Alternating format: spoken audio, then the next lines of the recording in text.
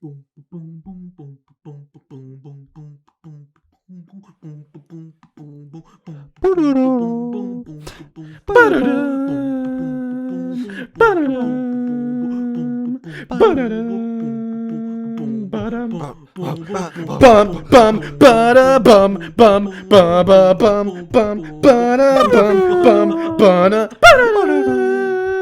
was pretty good. That was pretty good. How would you rank our acapella so far? Would you say if we got Mission Impossible, we got 20th Century Fox, and we have the Avengers? What have we done? Anything else? I don't remember. I think like in terms of music, that's the ones we've done. Like we've done role play shit, but like this is that sounds weird. Yeah. But like this is the first time on the podcast, right?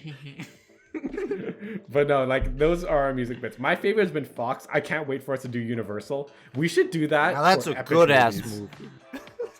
Oh yeah, we should. Spoiler, but yeah, we should. All right. Welcome back, everyone, to the Stacked Podcast, the official Stacked Podcast, the best Stacked Podcast. Ignore that Tetris shit. Ignore that other one that's on Twitter that has the @ of Stacked Podcast. This is the official one. This is the top one. We're the one who gets all the listeners. We're the one who gets all the views. I'm your host, Ethan, along with... I'm Brandon. And I'm Chris. Why did that take you so long? He's on his phone, isn't... I'm trying to figure out if my movie's been done in a final stack before, but I don't remember. Yeah? We'll go on to the list. For those listening at home, we have 2 letterbox lists if you ever want to check it out, of every movie that we've picked for the final stack and every movie we just overall mentioned on the show. I'll link them down in all descriptions if you want to check out those letterbox lists. Very fun. If you're looking for something to watch on a movie night and don't want to go through all of our episodes all over again, though you should, give us those listens, give us those views. No. I've been wondering this. Should we start a stacked letterbox? Oh. How would we do that? I think so. Here's what I'm thinking. I think you have the same stuff as always, but then we only ever log movies that when all 3 of us are present for the screening. And then we do the average score. Yeah, average score, and the lists can like the 2 letterbox, like the ones that you have on your thing. We'll just copy them over. Okay. I don't know. Well, let's think about it. But hey, supporters, let us know if you think you'd be down for that, because I know a couple of you follow us on Letterboxd. Yes. Supporters. Our supporters. Our worshippers. Stack supporters. What is our fan base name? Stackers. Stackers. Stackites. That sounds like a stacker. How about stackheads? Stackheads. How about our stackies? How about our little stackies? Yeah. What's going on? How's it going, little stackies? What's going on? Welcome back to Stack. Stackmanized. Stackmanized. So stupid. Get stacked. Get stacked, motherfucker. Get stacked. All right. Let's talk about why we're all here today. Okay. Today. This is an intervention. This is an intervention for me because I'm a fucking alcoholic. Please, somebody help me. No. Today we're talking about heist movies. That is a very peculiar genre in all of the genres of films that are out there. Don't you agree? Steal a cookie from a cookie jar? That could be a heist movie if you wanted to. I don't know. It's up to you. I like it. All right. I think the heist movie is a pretty clear definition. It's a heist movie when you see it. So I have a feeling we all follow the same boundaries and guidelines on picking this movie. So let's say we just get right into the meat and potatoes here. Let's get into the picks, but first, of course, let's get over the rules. Once a week, we set a topic or theme, go our separate ways to construct our own 3-film stack. Then after a week, come back here on the podcast and share our own stacks, 1 film at a time. Then at the end of the show, we will mix and match our 9 films to make the ultimate decision on what quintessential 3-film stack we are checking out of this hypothetical video store. Woo! Brandon just sent us like a 2005 internet meme. That shit was awful, bro. Here, I'll put it on screen for you to fucking see this. It was funny. I dare you to put it on Facebook. No, I don't.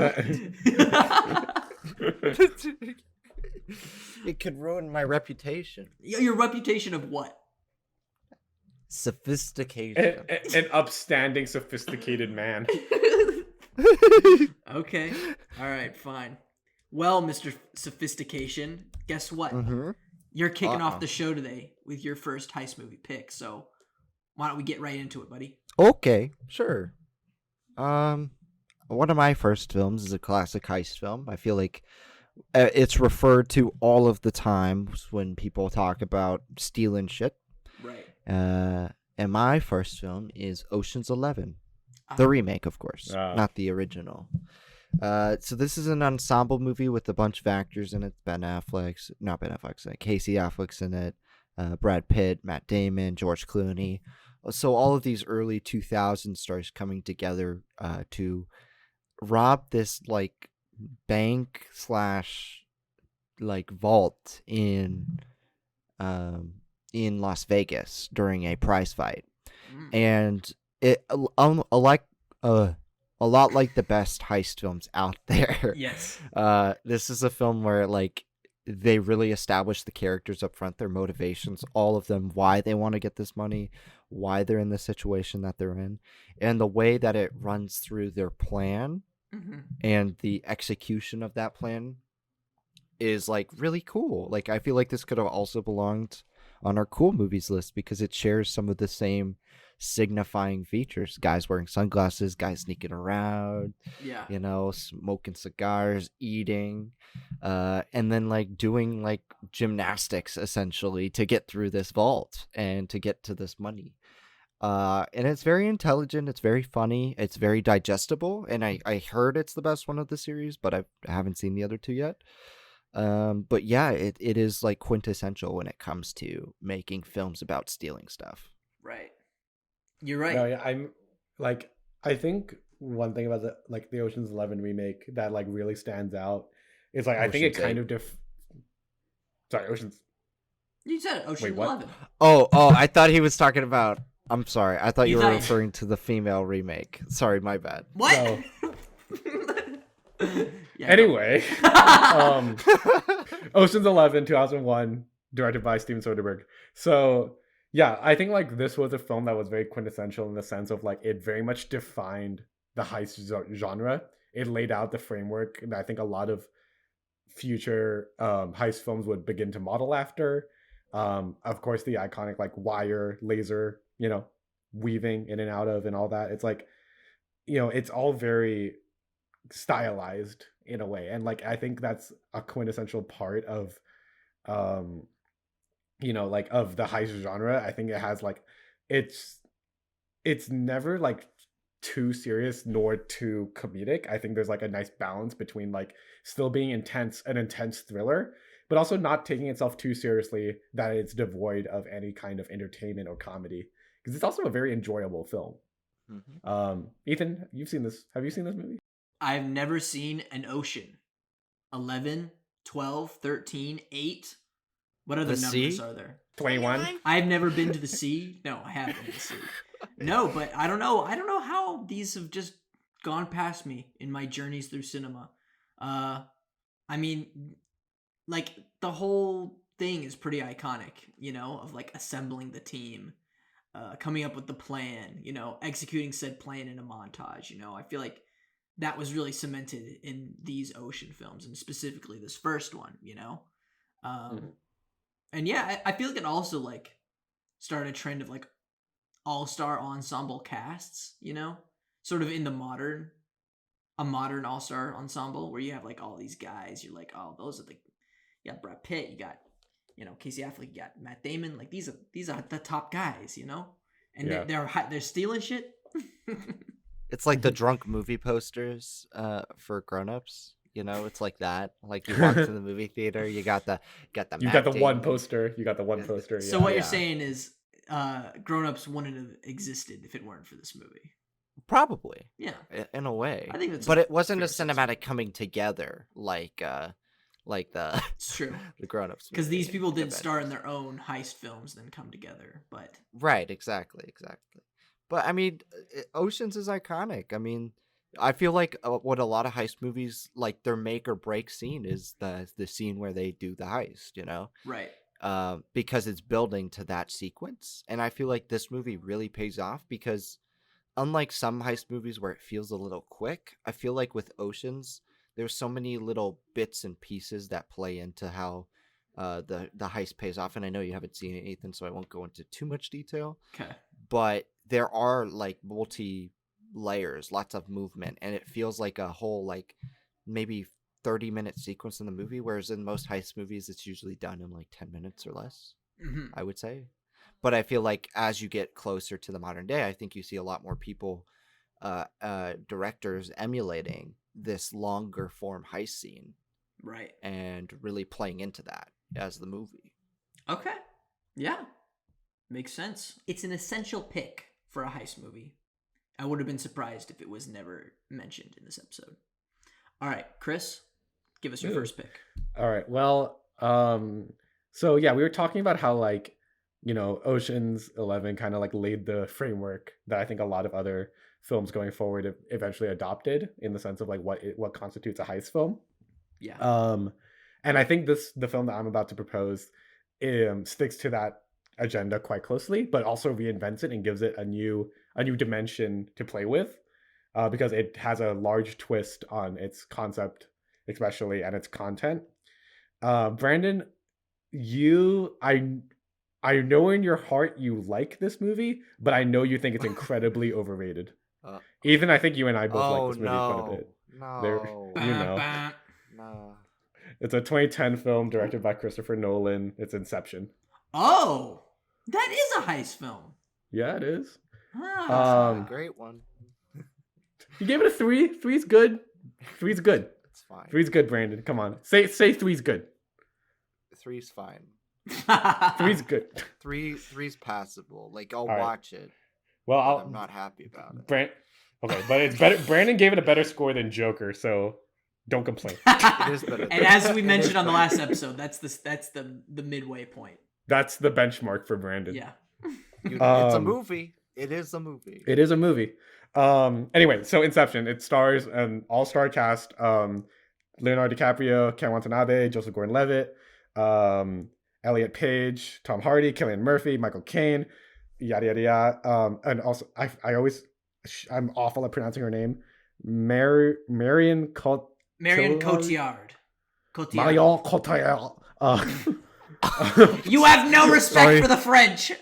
Sorry, French people out there. We're sorry. He doesn't represent our podcast. No, I'm just kidding. You know that message that plays before a movie, like before when you put in the disc, so and so does not speak for. But yes, Inception. It's a film, very much a heist film, but also has a really deep like exploration about consciousness, about reality, and about like shifting modes of thought. And the entire concept of the film is like an impossible heist where you are the heist is to implant a person's idea into someone else's subconscious. Yeah. Now that's abstract as is. And in classic Christopher Nolan way, a little convoluted, but still very much something that is like, I don't know. I think it's a very captivating film in the sense of, I think a lot of people found it very like interesting to ponder, as is the tradition, as is common with Nolan. But yeah, I mean the tagline on Letterboxd for this thing is "Your mind is the scene of the crime." A pretentious thing, a little bit, but also that sounds kind of badass. Yeah, it's cool. What do you think? I don't know. What do you think, Ethan? I mean, I think this is one of Christopher Nolan's best like films in terms of world building. The scene where Leonardo DiCaprio is sort of like explaining everything to Elliot Page in like that Paris like street cafe sequence, it's iconic. The streets bending over each other, and it's just like, I gotta see what this film has been inspired by. Paprika. I'm probably gonna watch it like in the coming days, but I still like, I haven't seen this film in a while actually, but I remember when I saw it, I was pretty blown away. I gotta say, like that third act, I still think that third act is incredible, where even when I was a kid, I was able to comprehend like how everyone was on a deeper level of a dream, and how Nolan sort of conveys the passage of time through this heist, I thought it was incredible. I don't know. I had a great time with this movie. I mean, Hans Zimmer's score is fantastic. You know, Yeah, the time. score time. You know, it's that's an iconic like modern film theme. You know, Yeah, um, and the ending, if that is iconic. I'm sorry, yeah, you know, it's iconic because that sparks so much debate between everyone who saw the movie. Like, it was an easy talking point for people who saw the movie of like, oh, is this a dream or is it not? You know, I mean, of course, it's become satirized as hell, you know, and parodied. Um, but hey, if something has become satirized and parodied, that means it's made big. So, yeah, I think it's a good pick. I really liked this movie the last time I saw it. Brandon, give us the lowdown. Just because a movie is popular doesn't mean a movie is good. Yeah, you're making Personally, yourself laugh. personally, I think Inception is overrated. I think it's very gimmicky. Like the dream inside a dream inside a dream. Yes, original concept to put a heist movie about incepting something into somebody's mind in a movie. In a way, it's very unique for a heist movie to be structured that way. But in terms of like it being inside of it, like kind of like what is it when you have like a million other things like parallel universes in sense and in your brain when you're incepting. I don't know. I wasn't a big fan of it. I don't really care about the story or the characters in it. I enjoy the way it looks. It looks wonderful. Like, I will agree with you on that point. Like, I think the world building in it is fantastic. Like, visually, it like is very striking. There are sequences in this movie that even if you've only seen the movie once or twice, you will like recognize if they showed you a still from that Yeah. Paris Cafe sequence, even before everything like bends over. Like, just it's an iconic framing device, I Yeah. think. Yeah, The hallway scene, of course. Chris yeah, loves that that's scene. iconic. Yeah, that's a film. That's a scene that's studied a lot in like the film production world, Right, just the for snow like its fortress, mechanics and everything. Yeah, it's insane. the cliffside beach, the Japanese like sort of themed inner mind of the guy they're incepting, Ken Watanabe's character. All of I'm which correct. while a bus is driving off a bridge or a Right, van. exactly. And So cool. it's definitely an interesting film, but I was just not emotionally connected to it at all in a way that I felt like I should be. You know what I mean? Yeah. Like, I feel like with Nolan's other movies, like Memento, which is very small scale, and even Interstellar, which is on a much larger scale, but still personal, I related to those films more and took more from those journeys and those characters. But with Inception, even with this grand concept, I feel like I lost sight of that. Like, Cobb's character, I just like didn't care, you know? And I don't think it's a bad movie. I just think it's incredibly overrated. Interesting. But Is that fair, do you think? I guess so. Do you understand like the appeal of it? I mean, I understand how it's interesting to people and like how Yeah. like it's a film about grief essentially. right. You know, it's about him dealing with the grief of, I don't want to spoil it.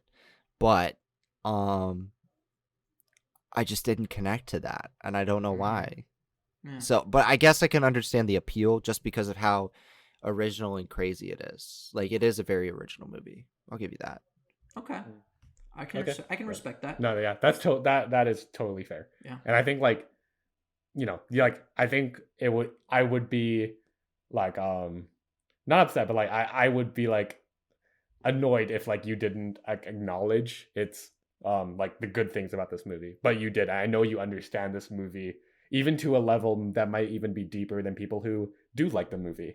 Yes. Because I know you're able to grasp Nolan's themes like, well. Because I've seen you're all of his articulate. movies. Yeah, exactly. So Except like, for Insomnia. Sorry, haven't watched it yet. I'm close. but yeah. So that's my first pick, Inception. All right. Well, my turn. I'm going to a classic heist movie. 2015 film. Just kidding. 20 no. Surprisingly, not on this list. That said 2015 film, not on this list. Also, before I start, I must shout out one that would absolutely be on this list, but we've already used for a final stack. Fantastic Mr. Fox. that would have been on my list because great heist movie. Bullshit artist. Bullshit artist. The Greasy Strangler is not a heist movie. Wish it was though. I can't wait. Oh, wait, I've already used it, but we can use it again. So yeah, classic heist movie, 1963. It created one of the most iconic film themes of all time. It is directed by Blake Edwards, starring Peter Sellers. It is The Pink Panther. Now. Oh. What were you thinking? The Steve No, Martin I forgot this movie existed. What? Wait, hang on. Wait, go on. Okay. This one is a Williams family classic. I gotta say, it's a very suave movie, but it's also very comedic in terms of physical comedy. I love Peter Sellers. He is one of the all-time great comedians. That's true. Well, true. Yeah, baby. But I like when I think of this movie, I think of my dad because he loves the soundtrack, the score to it. Even outside of the classic Pink Panther theme, there's so many good songs in the movie, and it's got a really charming cast and one of the best end sequences, like chase sequences ever, where they're stealing a diamond at like this costume party, and they're like the thieves are both dressed up in gorilla suits, and like the cops are there too, and they're in costumes, and they just go on this big car chase, and the car chase is absolutely ridiculous, but also very like laid back and like calm, which is like it's this weird like mixture of the two. And Blake Edwards in this film, he does a really great job of like putting these characters in these really like weird predicaments where like they have to always keep like thinking on the fly because Inspector Clouseau, Peter Sellers' character, is like he's kind of an idiot, so like he's always doing like this clumsy shit that somehow almost gets the thieves caught, you know, but the thieves always sort of outsmart him and make him look like a fool. Sort of like there's the scene in a hotel room where like the Pink Panther, like the guy is like he's having an affair with Inspector Clouseau's wife, and he's sort of like sneaking into their room, but like Inspector Clouseau keeps coming in, and he has to like keep hiding and stuff like that, and like things go awry. I don't know. It's just like it's a very like wholesome and pleasant comedy for like the 1960s, you know. And we sort of last time I watched it with my dad, we watched it pretty late at night, and that's just like that's a great time to watch it because you know you're in a really sleepy mood, and it's just like it's a nice light sleepy movie that's like that will give you some laughs before bed. You know, what can I say? Yeah. Have either of you guys seen this original Pink Panther, or is it just the Steve Martin?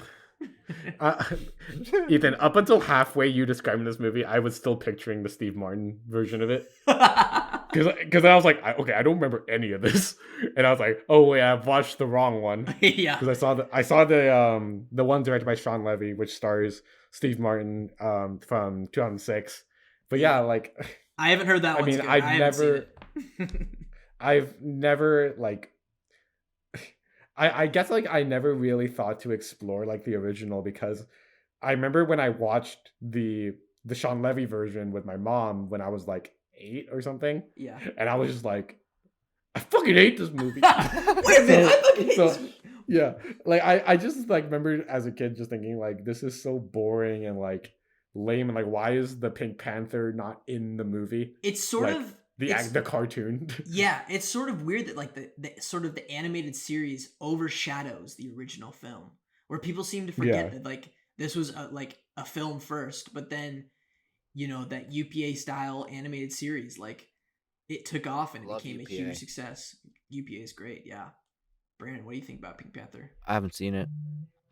I don't know anything about it. Really? Yeah. I knew it existed, but I've only heard of the Steve. I don't even think maybe I've seen the Steve Martin. It's been a while. If I have, like, I might have caught it on like an HBO sort of platform, but I have never seen the original. I don't think I have an interest, to be honest. Is this your favorite Steve Martin movie? I haven't. Oh, that Pink Panther. I haven't seen it. I haven't seen the Steve Martin. Oh, Panther. sorry. Right, yeah. But I mean, oh man, what's my favorite Steve Martin movie? Probably The Jerk. Probably The Jerk. Yeah. Mine is Father of the Bride. Father of the Bride. The Jerk. I or like Planes, Cheaper by the Dozen too. How about Planes, Trains, and Automobiles? That one's great. Not a heist movie, but great movie. Bad pick. Yeah, but Cheaper bad by the pick, good Dozen, movie. that's a heist movie. Great pick, bad They movie. steal a dozen kids. Okay, Brandon, you want to take us into the second round here? I cut open my foot. You cut open your foot? How did you do that? How'd you do it? I was sitting cross-legged on my chair.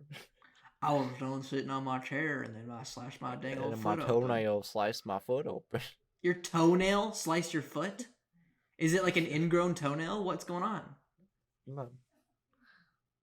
How did you slice your foot with your toenail? How does that work? Was it like the toenail of your other foot sliced your first foot? Yeah. Oh, I thought it was like on the same foot somehow. Damn, dude, you got to get your claws trimmed in that case. I don't. Brandon has like panther claws for feet. Ba-da. Yeah, peak panther it is. My next film is a 2010 film. It's the most Boston film ever. It's called The Town. It's directed by Ben Affleck. The Town. Yeah, the Good old town. Town. Yeah. Take it to the town. So this is a movie about a Boston crime family, about potential, about the lead guy, and it's about them trying to rob Fenway Park, which is an iconic spot, one of the most famous baseball stadiums of all time, in Boston, Massachusetts. Iconic spot. And you gotta say it like a Bostonian. yeah, spot. Spot. You It's know. an iconic spot. Yeah, sound like a Bostonian, huh? Yes. Okay. Well, the film, in comparison to a lot of heist movies, is a little bit different. I feel like it's less focused on the heist, actually. Not saying the heists in the film, because there are multiple, aren't a big part of it, because they are. I just feel like the story very much plays into what goes on with the heist. Whereas, like, with an Ocean's film, you kind of know what you're getting into.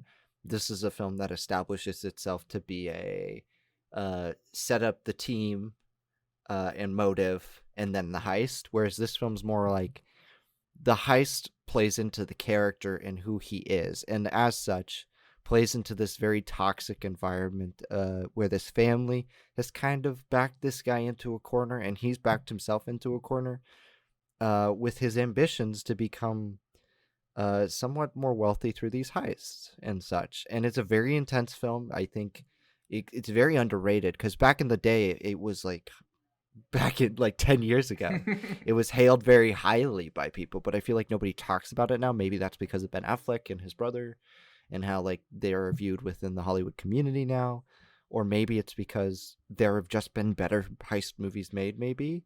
Mm-hmm.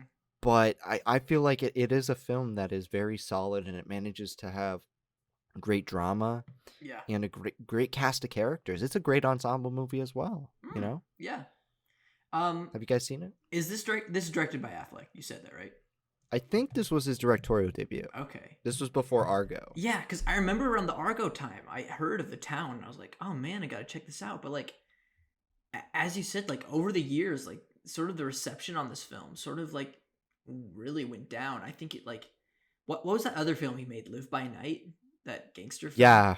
Like yeah, once I that remember. came out, everyone started hating Affleck as a director, you know? Uh-huh. It's so weird that one film made him like stop directing. For a while. Vilified. Even Sort of. I think Argo's really overrated, actually. I loved Argo when I saw it, but then again, I was like a kid, and I was like, "Oh wow, they're pretending to make a movie. That's so funny, haha." I ran Hostage Crisis. Haha, funny. So cool. Oh my gosh, this is so epic. But yeah, I haven't revisited it, but I remember liking it when I saw it in theaters as a kid. Because maybe I feel like that was like one of the first Oscar like theater movies that I saw in theaters, even though it was like 2012. Yeah. But yeah, I haven't gone around to it. I mean, do they dress up like nuns to like It's like Yeah. the opening scene, the open scene? or one of the opening scenes of the movie, is they're setting up this It's kind of like Widows in the sense it follows a very similar formula, where the opening begins with this heist. Okay. And then you're introduced to your colorful cast of characters afterwards. So it opens like Widows and The Dark Knight, essentially. Okay. and then you slowly get to know these characters in the precarious situation in their community, and that kind of plays into your feelings about them going forward. Oh, okay. And it's got Jeremy Renner in it, right? Yes. Is Ben Affleck in it? Yeah, Ben Affleck's the lead. And Casey's in it? Yeah, and Blake Lively's in it. Blake Lively? Oh, yeah, Ryan Reynolds' wife. Sorry, for some reason I thought of Blake Shelton when you said that, or like the the country artist. Yeah, I was like, wait, he's in it. He's part of the heist team. That's cool, I guess. I didn't know he was an actor. Imagine if he scored that movie. Oh man, I can't wait to be in the town with Ben Affleck. I'm gonna. John Hamm's in it. He plays the FBI agent, and Chris Cooper's also in it.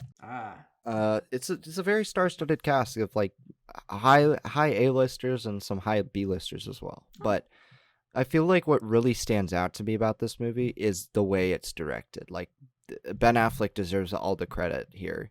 Like the characters breathe with life. The terrible situation that these people are in, you really like feel it.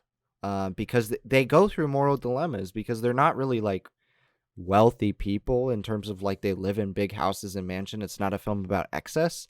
Right. It's a film about like helping people in their community get by. And in that sense, it's kind of a little bit of a Robin Hood story in the modern sense because of the way the government has kind of treated people who are on the lower end of the totem pole. But it's a very solid movie. I highly suggest it. Okay. Chris, have you seen The Town? So no, I haven't. I remember being kind of captivated by its concept though, because I remember seeing like I think images of like them dressed as nuns and like the guns and everything, and just being like that's a movie. Like wow, like that's like you would only see that in a movie. But I've heard like this is based on at least that sequence was based on a true heist that actually did happen, like a real bank robbery or something. Oh. Correct me if I'm wrong. That's correct. Yeah, but like. I don't know. I've only ever heard of the concept for this film and maybe like a couple images from its first sequence. But, I'm really intrigued. I've always been really intrigued by this movie because like, I mean, a bunch of people dressed as nuns robbing a bank, that's ticket price right there. So like, yeah. I'm willing to check it out sometime. I just, for whatever reason, I just never got around to it. Okay. It's good. I mean, like I said, like they really, really, you get these people and you feel them. Okay. Hard. You get them hard. Walk hard. All right, Chris, take us to your number 2. All right. Well, so my previous pick was a film about subconscious, about reality through a heist. Yeah. My second film, a little bit simpler, I would say. It's a film about rebellion. Oh. And rebellions are built on hope, as we all know. Holy shit! Yeah, of course! I didn't even think of that. I didn't even think of this! Oh my god. Rogue One, a Star Wars story, directed by Gareth Edwards from 2016. Oh. Well, yeah, I mean, like, the concept for the film is quite literally exactly what happens right before the original Star Wars movie. Yeah. It's basically the idea of how did the rebellion come into possession of the Death Star plans, which is the MacGuffin for that first film. And yeah, so it tells the story of a group of ragtag, like, rebels who band together for a common goal of whether that be revenge for the good of the galaxy or for or their faith in the Force and the good of people. They band together to execute one of the most thrilling heist sequences I've ever seen. Oh yeah. I think yeah, all three of us are big Star Wars fans, and I think I could speak for Brand on this. Ethan, let me know if this is not representative of you, but I think this movie has the best space battles. It has the best space battle in all of Star Wars, at least in my opinion. Ooh. The space battle? I mean, space battle. It might be tied with Return of the Jedi, that space battle at the end. Okay. But yeah, the stuff on the ground is incredible.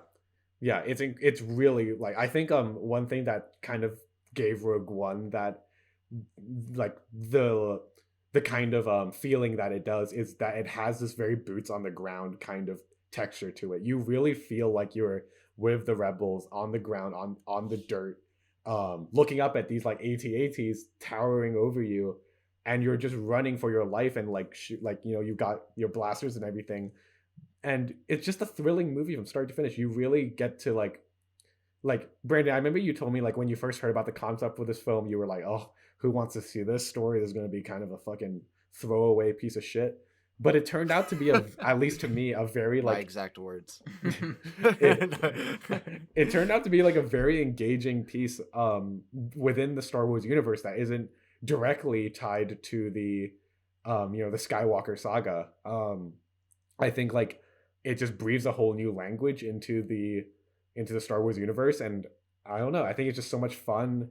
It has all the heist things you need, the espionage and everything, emotional stakes, and I mean like honestly like yeah, it's Star Wars. Like I'm gonna enjoy it. Yeah. I don't know. What do you guys think? This is probably my favorite movie that Disney has done yet with Star Wars.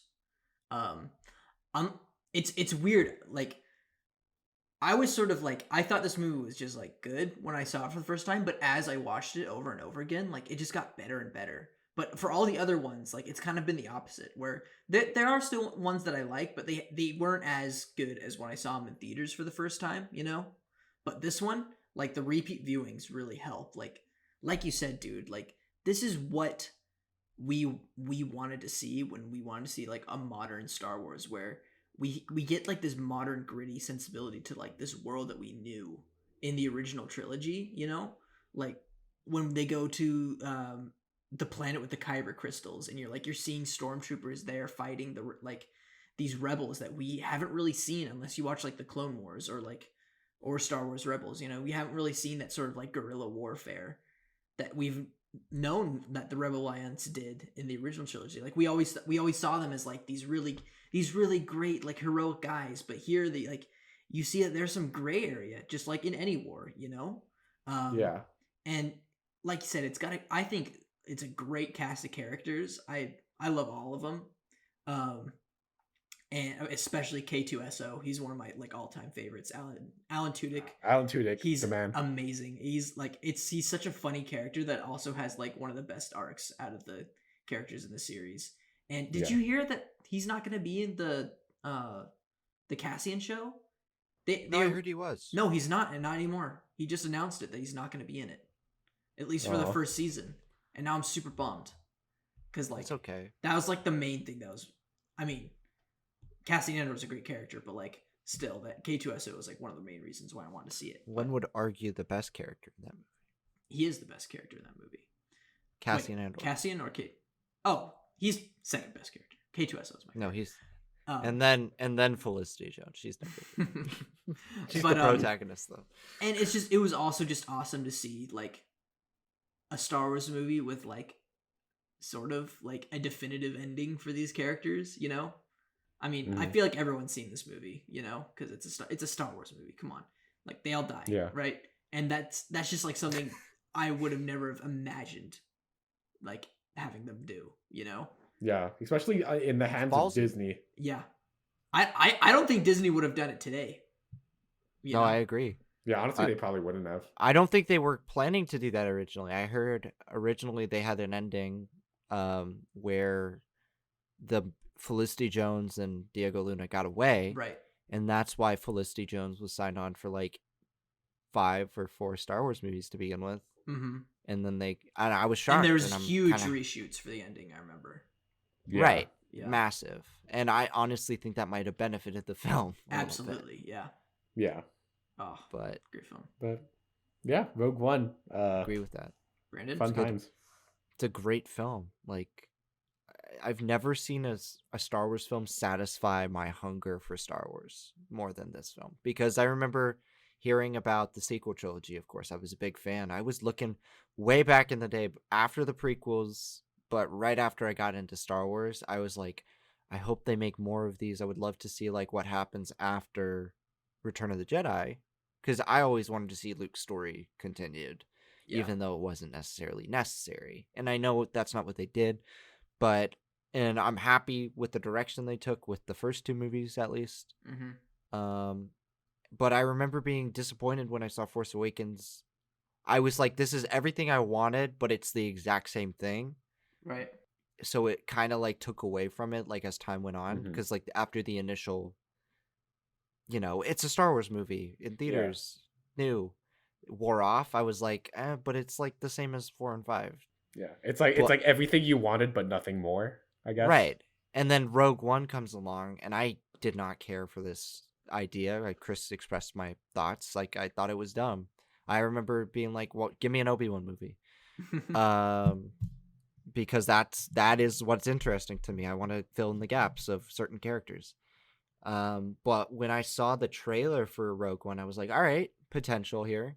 And then when the movie came out, I was just floored by it, to be honest. And yes, people can complain about the characters being flat and stuff, but like the film as a whole is a great film. Yeah. Like a great action movie, Mhm. a great film about like how in war, like Ethan said, like there is gray area. Like people come from different backgrounds. There's ragtag rebels, great space battles, like religion involved here. There's corporate government oversight that's terrible. But all of this is so interesting, and it's got a lot of great politics in it as well. But to talk about what this film actually is about in terms of the stack, the heist movie aspect, I could not agree more that this is a heist movie, and I kind of hate myself for not picking it because I didn't even think of it as a heist movie, you know? Well, Because yeah, you don't really. it's Star Wars. You But wouldn't it think of is. Yeah, Yeah. it definitely is a heist movie though. But it is like it follows the same like organization and structure. It's like you put together the team of ragtag rebels, you get to know them on their various misadventures to set up this heist and learn about the items. But that last like 40-minute sequence is truly brilliant. It's visually my favorite sequence in all of Star Wars, Oh yeah. including the original trilogy. Ooh. I just it every time I watch it, because I don't think like a lot of people would say that, but every time I watch it, I am invested in this movie, and it sells it. It's a Star Wars movie. You know, the other movies, they're very political and personal, but they're not really focused on the war. But this movie is. And the way it kind of bandies back and forth from being a heist movie and a war movie is so fascinating. I think Chris is doing a really good job at broadening our definition of heist movie here. Absolutely. Oh. Well, you're gonna love my last pick later. Oh It's yeah. a traditional heist movie. You'll see. Okay. Well. All right. Well, I think that's my second pick. that's a great pick. I'd love to see it on the final stack 'cause it's such a good movie. And why didn't I think of it? All right. My Dumb. You're right. I'm so fucking stupid.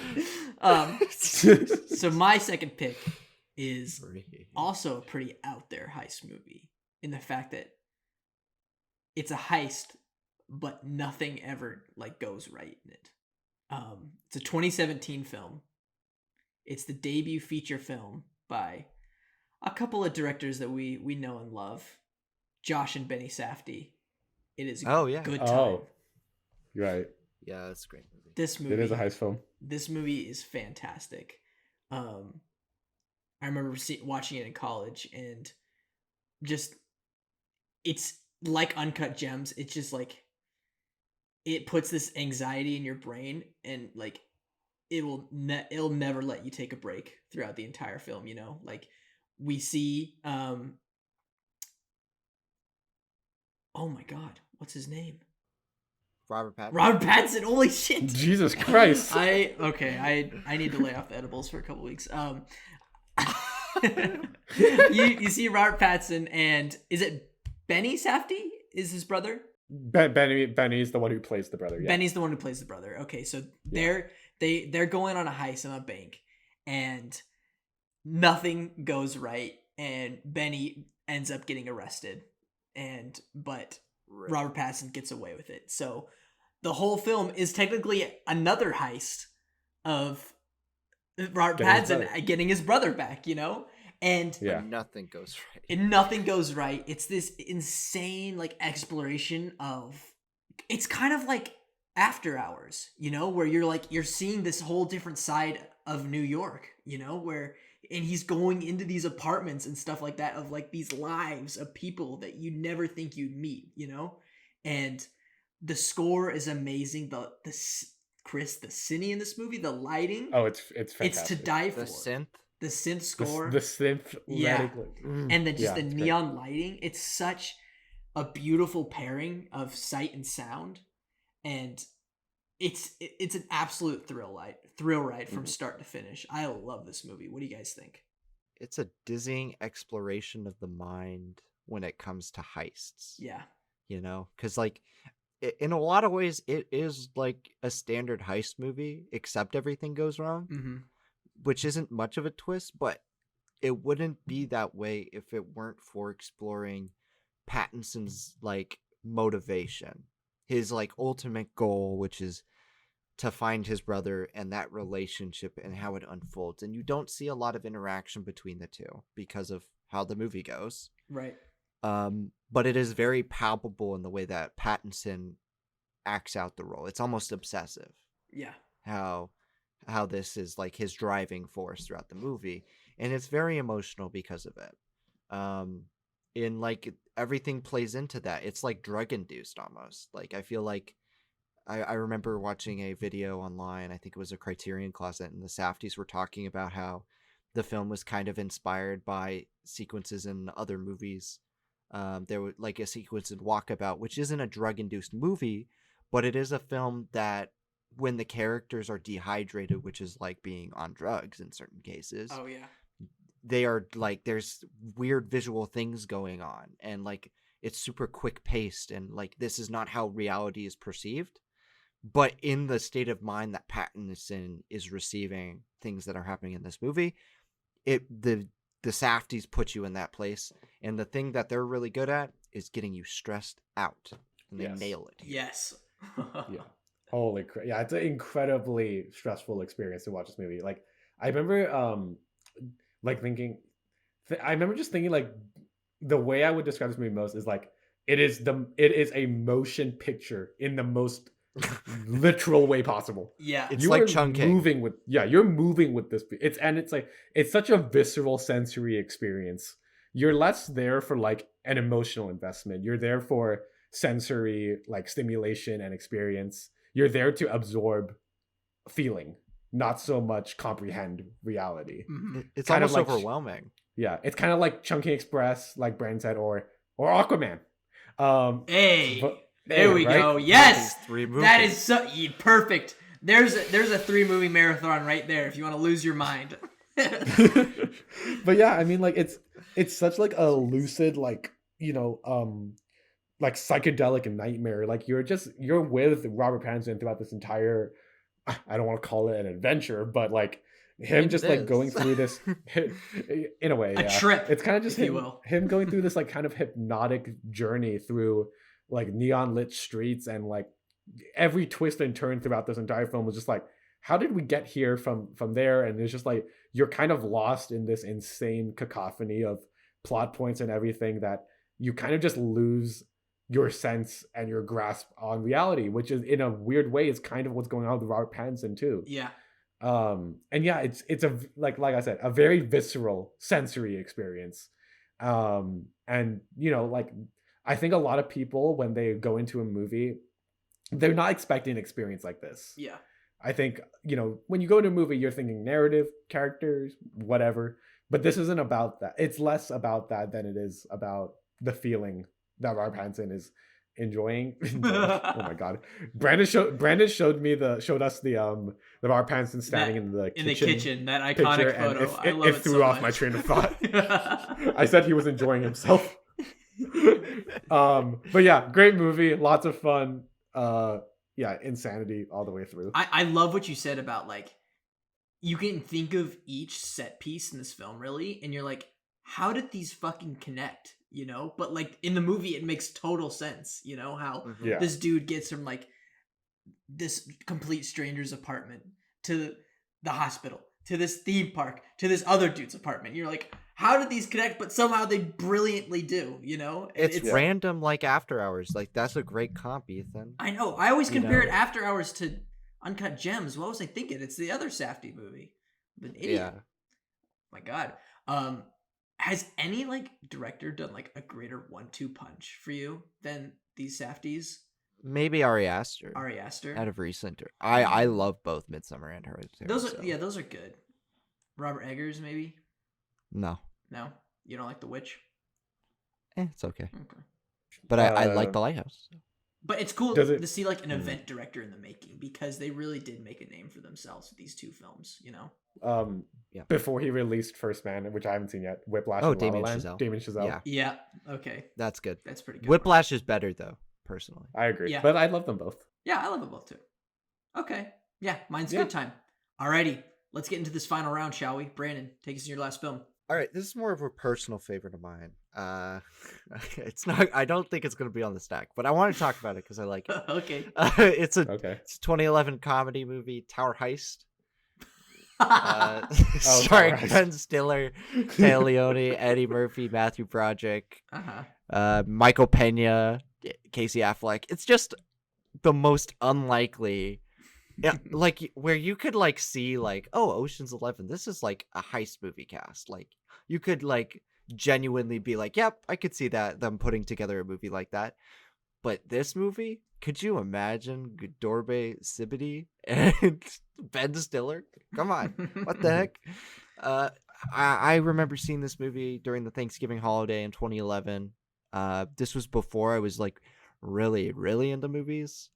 But like my family and I went, and this was just a very enjoyable experience for me. Like as a very New Yorker movie, it's a very fun movie where these characters from all aspects of life who do not belong anywhere near a heist go to one and try and like heist a guy who basically stole all of their money from them while he was working. And it's essentially the anti-Trump movie, which is like very great in this post-Trump world we're living in right now. Getting back at the man who stole from us the last 4. I'm sorry, we're talking about politics. I know we've made a rule. I like how you talk about like characters. They go on a heist, you know, like it's something that you can just do. You know, like what today I'm going on a heist. See you guys later. See, but in this film, it's so much more casual than the others. Like it's a comedy, you know. Like every other heist movie I ever watched is like it's either really tense or like entertaining, like in a way that is like it's action packed, you know, it's thrilling. But in this movie it's like it's played for jokes and I love it. This was Eddie Murphy's last good movie before Dolomite. he did Dolomite. Okay. Yes, thank you. Because in that 7-year period he either didn't do movies or he did shitty movies. And so this was his last like hurrah, as they'd say, in my opinion. It made me laugh. It's just a very, I don't know, and the ending really gets me for this movie. Like, I don't know if you guys have seen it or if you even know what the ending is, but I feel like it's so thematically perfect, and it makes me actually really happy. It makes me kind of want to cry. I don't. What? But it gives me like goosebumps and stuff. I like the ending of Tower House. What can I say? I don't. It's like I feel embarrassed. Well, okay, I haven't seen this movie, but I feel like we should address. We kind of like touched on this in the Cool Movies episode where we talked about Tower Heist with Aiden. You do have a relationship with Brett Ratner, Brandon. I know that you like. Oh You're a no, good I friend of forgot it his. was directed by And Brett Ratner. I know you've gosh. come to his defense many times over the No, I haven't. controversies.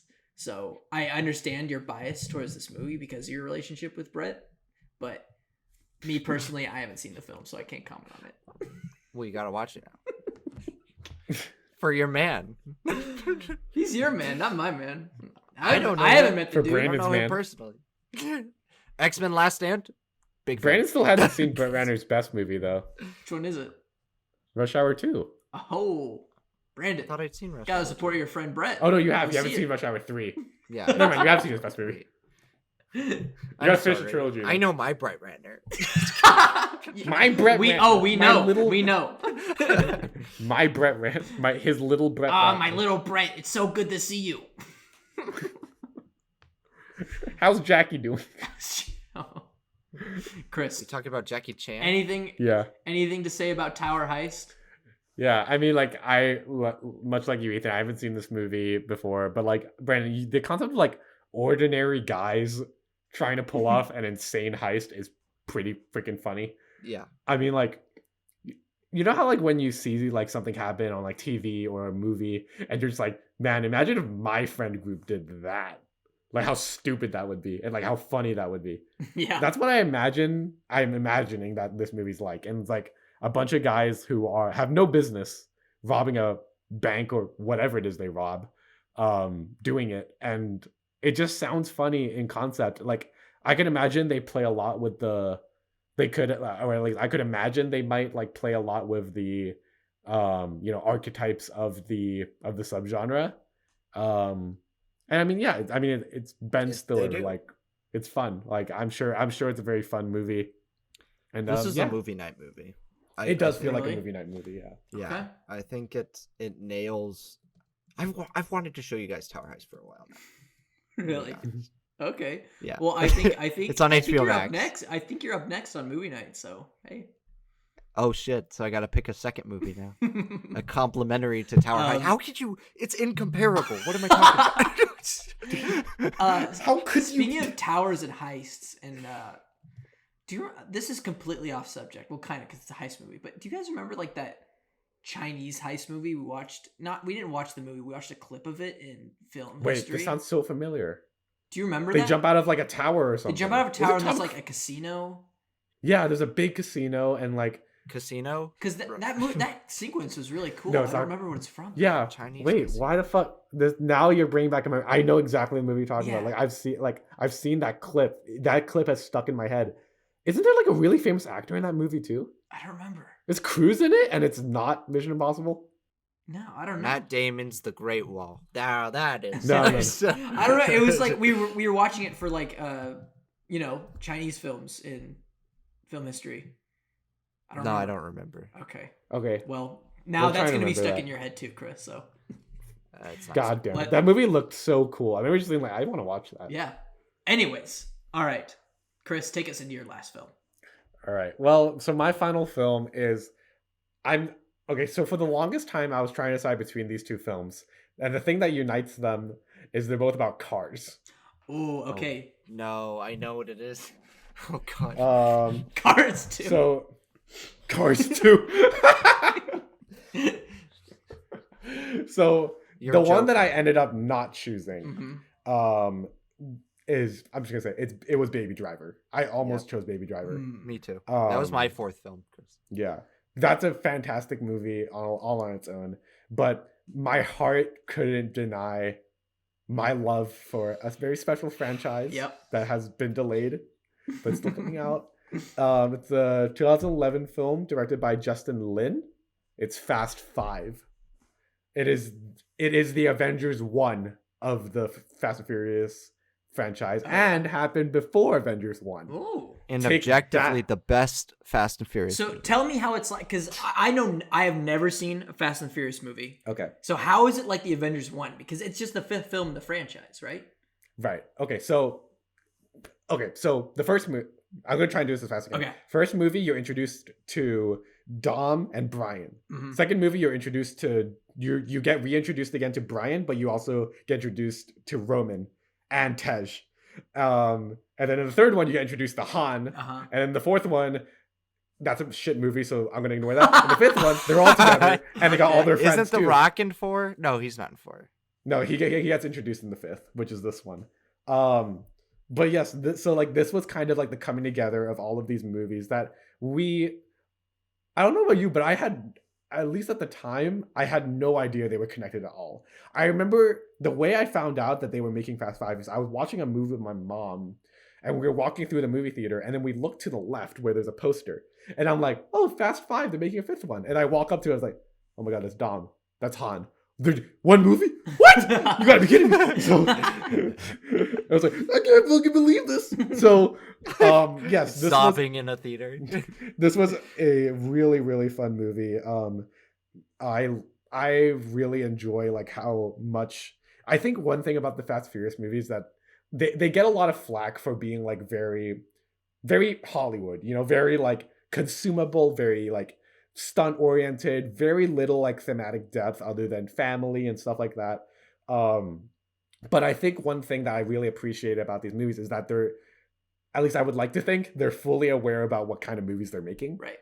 I think like we all know the infamous Fast 9 trailer where Dom swings his car on a rope that is like literally like an inch thick. Yeah. And like I feel like they're very aware that yeah, these movies are dumb as hell, but they own it and have fun with it. And I think like that's why these movies work for me. They know that a lot of this stuff is not physically possible, but they own it in the sense of like, fuck it, we're having fun, people like it, and we're making people happy, so let's do it. And yeah, there's a lot of like espionage going on here. They're after a big score. There's like a drug cartel going on. They're in Rio de Janeiro throughout, like especially within that final sequence. Fucking Ludacris plays Tej. Are you kidding me? Ludacris Sung is in Kang, this? Gal Gadot. This was one of Gal Gadot's first films. She plays Giselle, and she's fantastic. Dwayne The Rock Johnson joins the crew. Sort of. Yeah, sort of. And yeah, I mean, it's just so much fun and like, fuck, like it's just a great time like all around. I always have a fun time watching these movies because I know they're dumb, but I accept them for that. And yeah, that's all I have to say about it. Okay, I have some questions because Yes. Oh god. so I can't really comment anything. I haven't seen the Fast and Furious franchise, so Lord knows I have nothing to say about the fifth one in the franchise. But so is it always a heist franchise? Is it a heist franchise? No. So it starts No. out. My impression is it starts out as like a racing franchise, right? Yeah, It's it's race- all about street racing. All about. The first three. Are they all about street racing? So there's like street racing and heist. There's a hair of like some crime stuff going on, Uh huh. like some like underground like street stuff like that. Right. But The first three are like buddy cops, sort of. yeah, Buddy cops. So they're Buddy It feels cop kinda like racing buddy cops, yeah. movies, okay. sort of. So, and then it goes into more heist movies because I know like those middle ones are they like, or is this one just the heist movie? I don't know. No, I six think, is like, kind of a heist movie. 6 is kind of a heist, yeah, and then 7 And then 8 those are, later like, ones seem like family Mission movies. Impossible movies, like Yeah, Yeah. 7 and 8 are just Like like sp- insanity, spy. They're and then Hobbs and posers. Shaw is like a superhero movie or something. Yeah, Hobbs and Yeah. Shaw is a superhero movie. Okay. Well, that's kind of admirable for the Fast and Furious franchise to sort of change genres like that. It's kind of like JoJo's Bizarre Adventure. It's the only thing I connected to. And listen, man, I've been watching Initial D. I'm kind of on a racing kick, so maybe now's the time to actually get into this franchise. I was thinking it would be funny to go into Fast 9 completely blind. But maybe Good luck. Yeah, maybe I kind of want to see these movies. I don't know. Maybe now's the time to Wow. watch them. Should we just drop him into the deep end with like 8 and see, and then go take him back to 1 and see what happens? He's Let's like, watch "This the is so machete boring." order for Fast. Yeah, and the Furious. machete order. Yeah, because aren't a couple of them like prequels somehow? The Three. third The one. third one's a prequel. Interesting. It's a Well, prequel to 7. technically 5 6 and or 7. Wait, 3 is in the future. Three's a Three prequel is to in the 6. Yeah, no future. shit. So is 5 and it's 4, right? No, No, but no. it's like an ultra sequel to. Wait, is it a sequel? Wait. What is it? It's a sequel to 6. Wait. It's a- 3 wait. is a sequel to 3 sequel is a 6. sequel to 6. Three- So three is a 6 is the sequel to prequel. 6. So 6 is the prequel. Yeah, 6, and you don't know it until the end. You don't know until the end. At the end, you're like, this is in the past. Oh, really? Yeah, Yeah. it's a time shift thing. It's crazy. Ah, okay. But yeah, All right. it must have been really confused in 2003 when Tokyo Drift came. Yeah. There's more of these? No. Ethan, can I explain like this whole like that whole thing, like why was such a big deal? Do it. So in the third movie, we are introduced to the character of Han. Yeah. And he dies in that movie. Oh. And then suddenly he's in Fast 5 and Fast 6. Uh-huh. Now, we throughout this entire time have thought this is a very linear progression of the story. Yeah. Because it's But Fast then at and the end of Furious. 6, you realize that 5 and 6 happened before 3, and 3 is the most futuristic one. Oh, okay. Because they brought him back for 5 and 6. And now he's suddenly back for 9, So even though 9 takes place after 3. Which doesn't make sense. but because and you know for sure that it takes place after 3? yes. Because it's like justice for Han against the person that killed him, quote unquote. Oh, okay. which is hilarious, by the way. Yeah, amazing. Yeah, but also it's like Han is like just a weird character, dude. Really? He's just a weird character. He's always Yeah. chewing on something. It just feels weird that they did that, in a Fast franchise. Like I just Yeah. recently, like a year and a half ago at this point, Yeah. saw this movie for the first time. These movies. Mm-hmm. I had seen like the first one and the seventh one because everybody saw the seventh one, and the first one is just like it's an iconic one because it's based on a video game in an arcade. But I like to liken this franchise to like a parabola. Yeah. It's really not that good, and then it gets really good. And then it goes because- back to not being good. Yeah, because like the middle, two movies in the middle, because the fourth one's not good. Mm-hmm. Two movies in the middle, like they know what they are, but they take them so seriously enough to the point where they're like really good movies because they go back and forth between being like serious heist movies to being like silly ensemble car movies. The first three are way too silly because they play like early 2000s teen soap operas. Mhm. And then the like last three feel like Off the rails. yeah, they don't feel like movies that are like Right. Yeah. real. Okay. Like they feel like they're playing into genres they don't belong, and it's like not serious. They know what Yeah. they are for sure, Right. but they don't work for me as much. Okay. Quick shout out to the actor who played Han. He was also the father of Slow Mo in We Can Be Heroes. That's right. I remember you guys freaking Yep. out about that. You're just like, it's on. So is It's that on. in the Oh my Fast and Furious God. franchise? I don't know. No. Honestly, at this point, sure.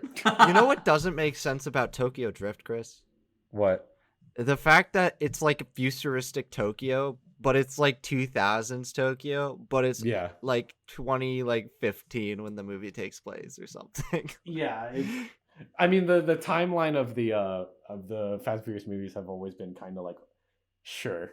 But this isn't about Fast and Furious. This is about Fast 5. Yeah. Fast 5 is a really good movie. It's the best Fast movie, and it has some of the best action sequences in cinema. Okay. But it's still not that great in comparison to the rest of action movies. Oh. Say Yes, that much. It's really great for Fast, but like the Mission Impossible movies do it better. Okay. All right. Yep. Well, that leaves my last film. You kind of shouted it out already. I actually was going in between two films, and Please pick the.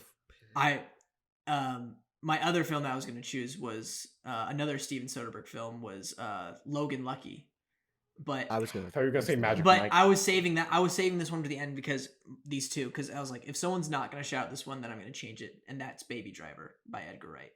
Oh, Best musical heist movie ever. Okay, I wrote a whole paper. is there another? on? Yeah, the only one, I guess. Yeah, but I wrote a paper on how this is a musical. Okay, and it's probably one of the best musicals ever because a defining feature of the musical is the music of the film that's somehow diegetic to the characters, but also non-diegetic, is what guides movement and what guides narrative, So you have all these action sequences take place. They're basically choreographed to the music. And that's something you've never really seen before. Like, sure, directors have probably done it, like, through editing, like, as a second thought, as a last minute thought in editing bay. But, like, it's clear that Edgar Wright, like, planned this from the very beginning. He's like, I want everything to sync up to the songs that I choose, because you can see that in like the set design and stuff like that. Like, you can see lyrics to the song like graffitied on the background when they're like when those lyrics are being sung. Yeah, and of course, for some reason, this cast has like a weird curse of of its main characters being creeps. But I can Hollywood's full of creeps, so I can still get over that fact and still enjoy this movie for what it is. It's flashy, it's stylish, I love it. The characters are funny. I think my favorite bit is John Bernthal's character, where he says, if you don't see me anymore, it probably means I'm dead, and then you just never see him again for the rest of the movie. That's his last line in the movie. It's such a subtle thing, but on rewatch, it is so fucking hilarious. And yeah, great score, great action sequences, Paul Williams, isn't it? The man who scored the Muppet movie. He's a gun dealer. And it's just great. What do you guys think of Baby Driver? Yeah. I really, really enjoy the formalist elements of this film a lot. I really think like Edgar Wright is one of the most visually and auditorily exciting directors working today. I think like he has such a sense of himself and sense of style. I think like especially this movie, oh my god, like this movie has some of my favorite sound design and editing I've ever seen. And yeah, Ethan, like you said, it's beautifully synchronized to the music and everything. Edgar Wright is like notorious for like being very particular about like that kind of thing, because I think he really has a really strong understanding of how the tiniest little detail of the movement or the camera work or whatever has a giant effect on the way in which the audience feels this movie. Yeah. So I think like he mastered that very well. And you know, he brought that beautifully with Baby Driver. And just it's a fun as hell movie. Like the chase sequences of Ansel Elgort on foot, played to I'm gonna hate myself for forgetting the song because it's such a good song. But he's like Pocus? Yes, Hocus Pocus. Yes. Him running to Hocus Pocus. That's the best sequence of the film, I think. Incredible sequence.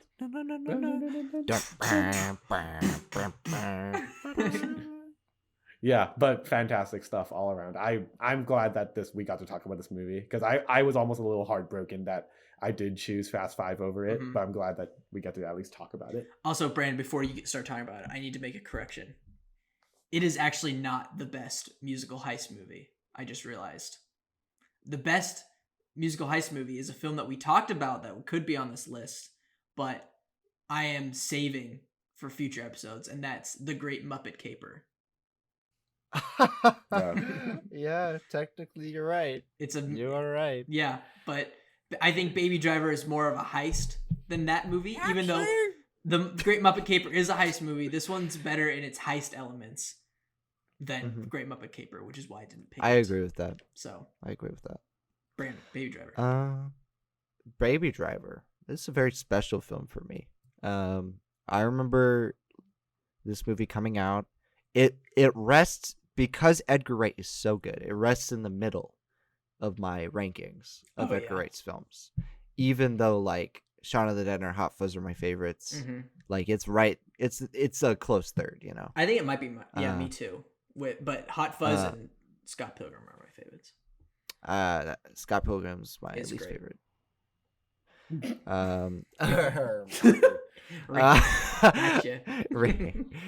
But Baby Driver, I remember coming out really feeling for this film. I didn't know what to expect, because I heard musical heist. I was like, are they gonna sing songs? And it wasn't that. Yeah. But I really enjoyed how they synced it up with the action that happened in the film. But even below that, there's a good film there. There's a good film about a guy who just wants to get the gal and move on with the rest of his life, but his kind of like, through his own decision, and this happens in a lot of heist movies, is trapped in a situation where he needs to pay off some debts first. Yes. And I think the reason why I think I can still sit back and enjoy this movie, while not being bothered by certain cast members' actions, is because of how despicable certain cast members are in this movie, and it makes it easier for me to be like, oh yeah, fuck this dude. Yeah. They're playing bad guys, so yeah. So like the bad guys in this movie, as well as some other movies that some of these actors have been in, like it blends well, and it makes it easier to watch. Now I haven't watched it since that has happened, all of more stuff that has happened, but I still think it's a fantastically made film. The romance there is very palpable between Lily James and Ansel Elgort. It's shot really well. Like there's not much to say about it, just because it's just a really good film. And I think that can probably be I think the person you could thank for that is Edgar Wright. I think this is a directorial feat. I think honestly, he's really the star of this movie. Is the the director, you know? Because the pacing is on fire. Ooh. Every sequence is is amazing. It's either funny, entertaining, or emotionally engaging. And you go through the motions in this movie. I love it. I have the soundtrack on my phone, and I drove with my friend after seeing this movie with my headphones in and sunglasses on at like 11 p.m. on the highway, and he was like, "You're Baby Driver," and he started to take videos of me. Wait, you had headphones in, but he couldn't listen? Yeah. No, it was only me. Only just me. That must have been really awkward for your friend, just like watching you like rock out to music and drive really fast, but the car's completely silent outside your headphones. It's like, yeah, okay, he's really doing it. How do you think the guys in Baby Driver feel? It's true. Well, they're caught up in the moment of the heist. Also, I gotta say, there's one good thing we could take out of most of the Caspian Creeps, where is there was plans that they were gonna make a sequel to this movie, but I'm fairly sure that's not gonna happen anymore, and that's a good thing on my part, because this is just a great one and done film. Let's be honest, I don't need any more. We need more original movies. Yeah. No more sequels. Exactly. So no more sequels. This is just a great one and done film you just watch. You don't need any more lore or sequels or any of that, It's a fun time. Baby Driver. Give me Chiwetel Ejiofor saying, "No more sequels." No more instead sequels. No more sorcerers. Yeah. All right. Well, there we have it. There are our heist films. Great, strong list of films. Oh my God, this is the second week in a row where I have never seen any of Brandon's films. That's crazy. Brandon, you're picking. Too bad, Crime Board. Yeah, I guess I gotta actually, for real, fire myself. This is strike 2. All right, let's run down before we get to dishing out this final stack. Brandon, you want to kick us off? Yeah. All right. My films are Ocean's 11, Tower Heist, and The Town. I did it out of order. Out of order, but I'm such a fool. That's fine. Chris? Mine were Inception, Rogue One, and Fast 5. Nailed it. And mine were The Pink Panther, the 1963, not the Steve Martin. Good Time and Baby Driver. 2 2017 films, interestingly enough. And it could have been 3 if Logan Lucky was my third one. The year of the heist. 2017 movie. Good year for heist, let's just say. All right. I have a proposal. Yeah? Go for it. I think Ocean's 11 should be on this because it's the classic. Yeah. It's quintessential. Iconic, quintessential. Can't have it without it. I think to follow that, either Good Time or Baby Driver. Mm-hmm. Agreed. I think Good Time has a more unique twist, but Baby Driver is still nonetheless unique. And I think Rogue One just has a very satisfying conclusion and is also just like a favorite of ours. Yeah. Ooh. I don't know. I mean, Milo's gonna be really fucking pissed if Baby Driver doesn't make this final stack, but fuck him. I want Good Time over it. Honestly, I prefer Good Time. Yeah, let's do Good Time. And then Good Rogue Time's a One. 5-star. Oh, great pick. It would have double stacked with me. I probably would have taken out Pink Panther if I'm gonna be honest, if I didn't think about it. Let me shock one of you and make a counter proposal. Okay, do it. I'm gonna pick a traditional heist movie, Ocean's 11. You don't see many of those, okay? Do you? No. Shut up. All right. Shut up. Then we're gonna do something crazy. We're gonna do the Inception movie. The Inception movie. Is that what? Is that its title? The Inception movie, based off of Inception, the board game. because it's a different take on the heist movie, probably more original than most. And then you got another unique take on the heist movie. It's called Good Time. Come on. So I'm just replacing. So you're just switching out honestly, Rogue One. Yeah. Nah. Okay, we'll stick with Chris. I mean, I'll switch Ocean's 11 for Inception if you want. No, that's so not badly. How about Tower? Now that you say that, Ethan. No, you don't have power. We already voted. I am the Senate. Count the votes. Wow. Stop the count. Stop the count, please. All right. 1, 2. Let's do Ocean's 11, Good Time, Rogue One. That's a good, solid list. Not that order. Oh, why not? That's a great order. You got the. I think that's. You got the standard heist first, the one where all goes wrong, and then the grand galactic heist last. Oh, okay. That's fine. What do you have a different order? Do you want to pitch? No, I think that's fine. You explained your reasoning. I just wanted to have you explain. Okay. Yeah. No, that's. Thank you for letting me explain. All right. Yeah, I don't mind. This is Stack's official heist movie final stack. Brandon, kick it off. All right. Our first film, Ocean's 11. It's one of the first ensemble casts to do a heist movie. It is iconic. It has great sequences, and honestly, you won't get any bigger or better than this. I promise you. Actually, you probably will with our last film, but No, you won't. And our second film is Josh and Benny Safdie's debut feature film, Good Time, Robert Pattinson. It's a heist film where nothing goes wrong, and you're always constantly on your... Nothing goes wrong? Where nothing goes wrong. It's perfect. Perfect heist movie. Where everything goes wrong, excuse me. Everything goes wrong, and it's a hypnotic anxiety trip through late night New York. If you like After Hours, you'll love this movie. Good Time. And our final film is a 2016 film directed by Gareth Edwards. It's Rogue One, a Star Wars story. It is the only heist film within the Star Wars universe. An amazing intergalactic adventure, but also a very grounded depiction of war. And yeah, just a blast through and through. Hell yeah. That is a pretty fucking good list, boys, if I do say so myself. And thus concludes our episode of Stacked about heist movies. Brandon's fell on his fucking face. His legs are up in the air. My leg sliced open. Brandon cut his foot open during this episode. We took a little break so we could treat his wounds. Well, not us, because since we're in different houses. Socially distanced. But Brandon treated his wounds with a big ass Band-Aid for his tiny but deep cut in his foot. That got pretty messy.